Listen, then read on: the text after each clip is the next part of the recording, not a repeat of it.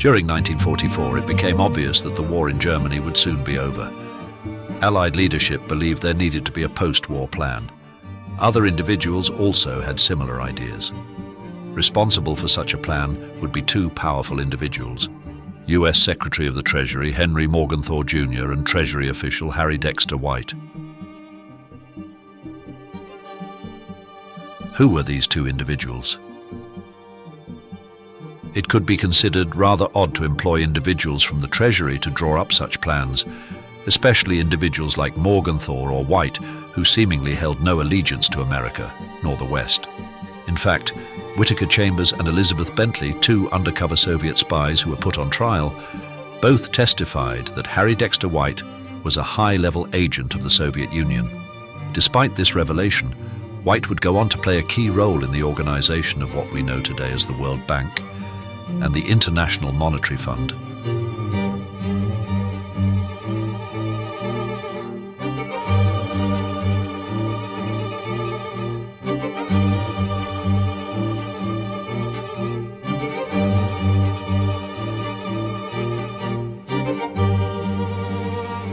Morgenthau, on the other hand, was not directly tied to the Soviet Union, but his loyalty to the United States was questionable at best. He displayed a hostility toward both the German people and Christian values. It was these Christian values that were understood to be the guiding principles for the Western Allies. Both Morgenthau and White were closely associated with Roosevelt, with Morgenthau understood to be perhaps Roosevelt's closest associate for a time. White and Morgenthau got to work on the post-war plan. It would become a blueprint for the destruction of Germany, through the forced deindustrialization of the entire country, the flattening of the Rhineland industry, the closing down of farms, and the removal of any remaining infrastructure which would allow for a functioning economy. This was nothing short of a plan for genocide.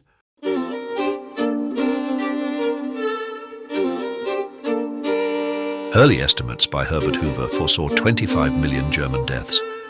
Despite this foresight, from January to September 1944, Morgenthau and White pushed their plan forward, while Roosevelt quickly jumped on board. It remains a matter of speculation as to why the Treasury Department was given authority to draw up such plans, although White's Soviet influence must have played a significant role. During the planning, Morgenthau noted that White would often, and rather suspiciously, arrive with some plans already pre-drafted. White was closely tied to two other high-level Soviet agents. One of them was Rudolf Blum, under the false name Rudy Baker, who oversaw covert operations at the Communist Party USA. Blum had taken over after Whittaker Chambers had defected and implicated White in a communist conspiracy. The other was Nathan Silvermaster, once a part of the US War Production Board, and a high-level agent responsible for coordinating communist spies within the US government. He would later be exposed by the Soviet spy, Elizabeth Bentley. Both Silvermaster and Blum likely had direct control over White. This is, however, just the tip of the iceberg.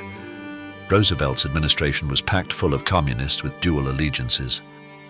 During the early half of 1944, White learned that the State Department was drawing up its own post-war plans for Germany, which would be far more lenient. In fact, the State Department's plan had limited reparations so as to not destroy the population. It would encourage rapid reconstruction to allow Germany to partake in a post-war democratic Europe. Driven by what can only be described as a genocidal hatred for the German people, Morgenthau and White were angered by this news and set about convincing Roosevelt to stay on board with their plan, which, as Morgenthau put it, would punish the German people, not just the Nazis. We either have to castrate the German people or treat them in such a manner that they can't go on creating people who want to go on the way they have in the past. Roosevelt was clearly on board with Morgenthau, who was a major donator to his Democratic Party. Henry Stimson, the man responsible for the more lenient plan, however, was not close to Roosevelt, and thus his plan was not prioritized at all. The updated plans from Morgenthau included the extermination of 50,000 German officers without trial, a reference to something Stalin had mentioned a year earlier. It also included plans for the complete deindustrialization of Germany, particularly in the Ruhr, and the stripping of all infrastructure which would allow for a functioning economy. This was not only heavy industry, but coal, electrical, chemical, and metallurgical industries. The country would then be split up into several zones to be governed by various powers, most prominently an international zone, which would be used to extract resources as reparation. Harry Dexter White, who was in charge of this element, left the specifics surrounding the partitioned international territories up in the air, but given that he and half a dozen Soviet agents had a hand in writing this plan, it is obvious that this meant ceding the resources directly to the Soviet Union. This would have been truly genocidal, as the plan also insinuated that the Soviets would be able to use the German civilian population as slave labor. The remaining German population would be, as Morgenthau put it, forcibly deported to North Africa. Fears of such a plan were circulating among the Germans who had been primed for such a move against them. In 1941, Theodor Neumann Kaufmann had published a book entitled "The Germans Must Perish," which called for the outright genocide of the German people through sterilization, and the partition of Germany to Poland, France, and Czechia. The book was translated into German by Goebbels, who publicized it widely. He noted that Kaufmann was not only Jewish, but had stated in press interviews that Jews have a mission in life, and that this mission was to create a single global federation in order to achieve peace. Obviously, this did not go over well with the Germans. In fact, Kaufmann's book played a key role in reshaping the German perception of Jews, with direct action against the Jews beginning that same year. In a surprisingly similar manner to Kaufmann's controversial book, Morgenthau's plan for Germany would focus on first destabilizing the German people through the destruction of vital infrastructure and industry, then focus on the complete partitioning of Germany to other nations. One key difference, however, was territorial rights of these lands. Morgenthau's genocidal hatred of the Germans resonated with Kaufmann's book. Morgenthau was on record saying, "I don't care what happens to the population. Why should I care what happens to the population of Germany?" It is also worth noting that after the drafting of the Morgenthau Plan and Roosevelt's acceptance, both Roosevelt and White would travel to the Bretton Woods Conference in July 1944. Both would have sway over the specifics of the conference, which concerned such things as economic plans for post-war Europe. Both the International Monetary Fund and the International Bank for Reconstruction and Development, later part of the World Bank, would be conceived at this event. With Roosevelt now on board with Morgenthau's vision, Stimson would meet with them to discuss the genocidal nature of the plan. At a dinner, Stimson, who was furious that he had not found out about the plan until 4 days after Roosevelt had signed, said that he estimated 30 million Germans would die from starvation and that this was fundamentally unacceptable as an American. White and Morgenthau were unmoved. In fact, Morgenthau would say that Stimson was misguided by Christian values, and that all Germans were guilty, so there was no issue if they died. Soon after, Morgenthau would meet with the Soviet ambassador for dinner. Here he gave him a draft of the plan along with a detailed list of other specifics. The Morgenthau Plan was then presented to the British, who would have to agree for the partitioning plan to be upheld in mainland Europe. This would occur at the Quebec Conference in September 1944. Morgenthau, White, and Roosevelt understood that Churchill would be reluctant to agree, and that the best way to convince him would be through the leveraging of economic aid to England.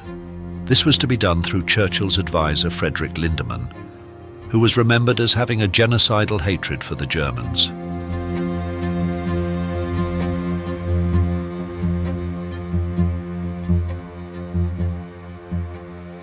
The four confronted Churchill and his deputy Anthony Eden. After looking over the plan, Churchill was furious, berating the men for not upholding Christian values and saying he would never have a part in it. Morgenthau then threatened that if Churchill did not accept, all post-war financial aid to Britain would be cut. This was not an insignificant amount, roughly $700 billion in today's currency, and England was in desperate need of financial support. According to Morgenthau, Churchill was crying while Eden screamed at him not to sign the paper.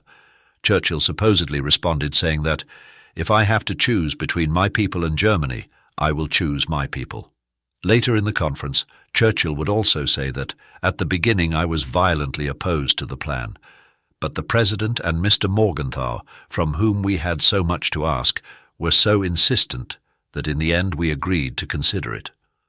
This has often been seen as evidence that Churchill may have been privately threatened to accept the plan.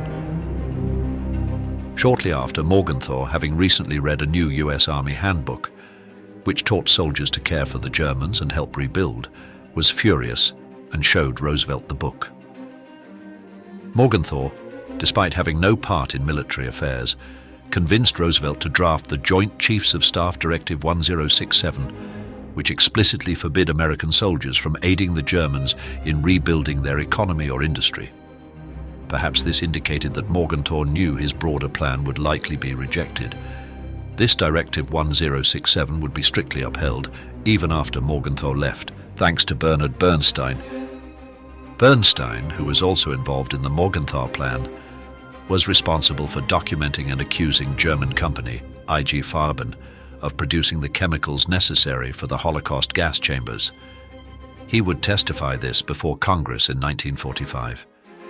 Yet in 1955 he was under congressional investigation as a communist spy.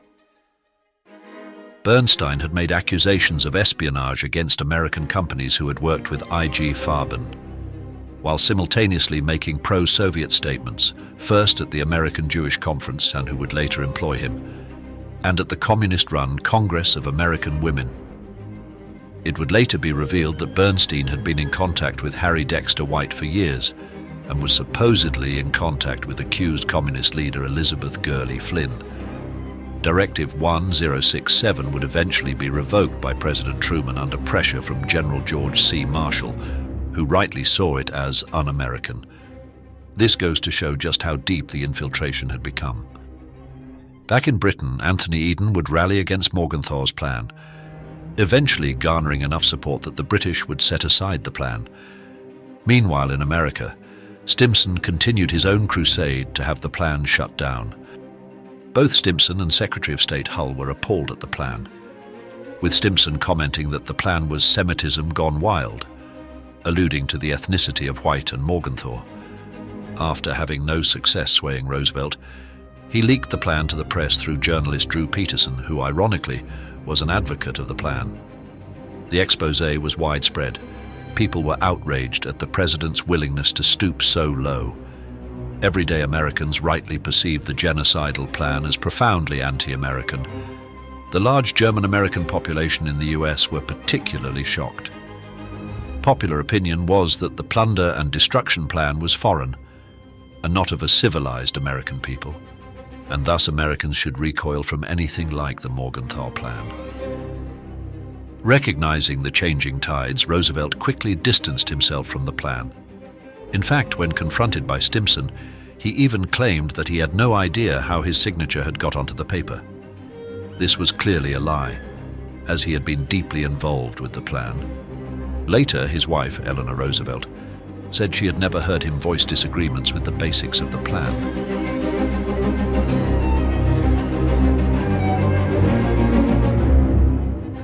For now, however, disaster had been avoided thanks to Stimson and Eden. Fortunately, George C. Marshall would advocate for his own plan, the Marshall Plan, to help rebuild Germany and bring it back to civilized standards through financial and physical support.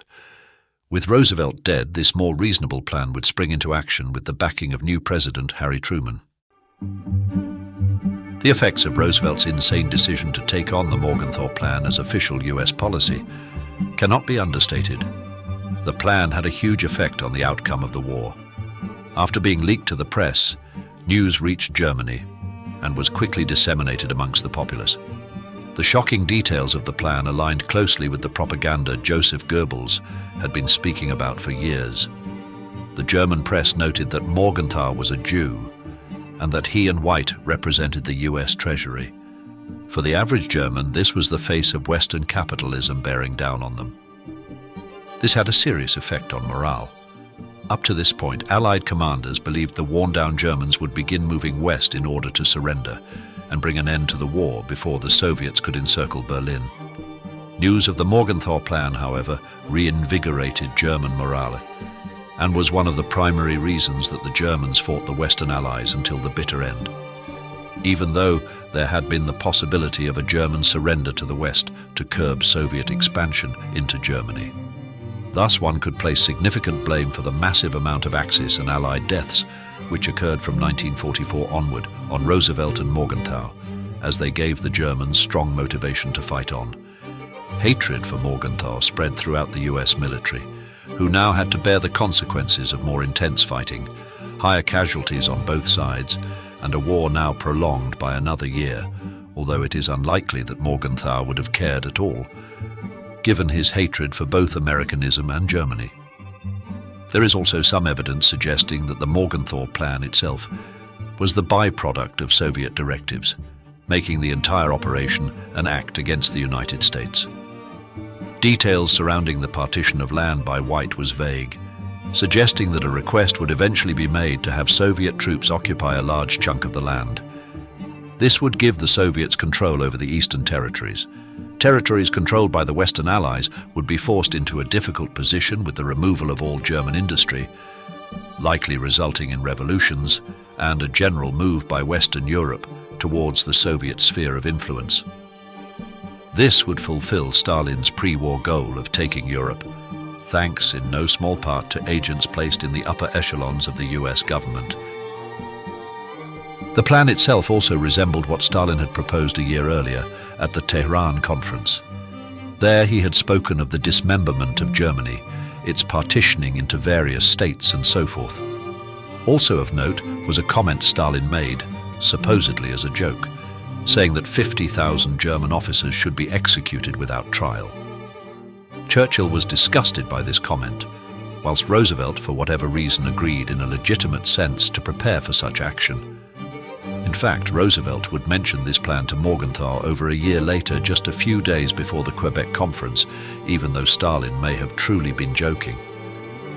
The insanity of Roosevelt during this period cannot be overstated, and his willingness to appease Stalin seemingly had no limit. The outcome of the Morgenthau Plan would have been the complete destruction not only of Germany, but mass famine across Europe. It was estimated that 25 to 30 million would die in Germany, and several million more in the neighboring European countries who would feel the adverse effects of a collapsed German region. There was more at play than merely a desire to defeat the regime in Germany. After all, this plan would have decimated Europe more broadly. For this reason, Morgenthau's true allegiance to the Western world was likely false. He and White held a genocidal hatred of the German people, and it was only thanks to British and American patriots, driven by Christian values, Eden in Britain and Stimson in America, that the plan never eventuated. Although Eisenhower and others ran their own brutal camps after the war, in which Axis POWs died en masse, being deprived of food and water, the Marshall Plan would eventually reverse much of this harsh policy.